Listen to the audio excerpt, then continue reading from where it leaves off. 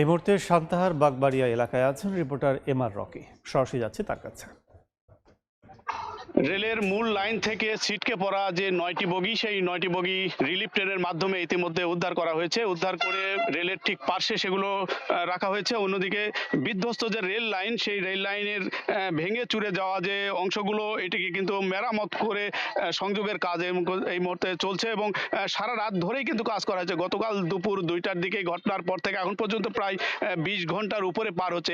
এখনো পর্যন্ত যে সংযোগের ক্ষেত্র, তা স্থানীয় রেল বিভাগের পক্ষ থেকে যে বার্তা দিয়ে জানাচ্ছিলেন যে আজ দুপুর 12টার নাগাদ এই ব্রড গেজের মাধ্যমে তারা আন্তঃযোগাযোগটি হয়তো সম্পন্ন করতে পারবেন এবং এই যোগাযোগের মাধ্যমে এই অঞ্চলের বিশেষ করে 8টি জেলার সঙ্গে পুরো যে রেল ব্যবস্থা ভেঙে পড়েছে, এটা কিছুটা হলেও সচল করার তাদের একটা চেষ্টা এই মুহূর্তে আমরা লক্ষ্য করছিলাম। এই মুহূর্তে রেলের যে লাইনগুলো রয়েছে, স্লিপার রয়েছে, পাত রয়েছে, এগুলিকে পণ্য সংস্থাপনের কাজ করছেন এখানকার এই কর্মীরা এবং সারা রাত কাজের আমরা যেটি দেখছিলাম যে রেলের যে পাশের যে পাটাতনগুলো ছিল, এটাও কিন্তু বিধ্বস্ত হওয়ার কারণে প্রায় 150 থেকে 200 মিটার পুরোটাই কিন্তু ভেঙে গিয়েছে এবং এই ভেঙে যাওয়া অংশটা মেরামতের প্রাথমিক যে চেষ্টা, সেটাই এখন তাদের দিক থেকে সর্বাত্মক বলছেন। এবং যে বিষয়টি এখানে দেখছিলাম যে এই অঞ্চলের বিশেষ করে নীলফামারী, কুড়িগ্রাম, দিনাজপুর, রংপুর এই অঞ্চলের যারা যাত্রী, তারা কিন্তু বিভিন্ন ভাবে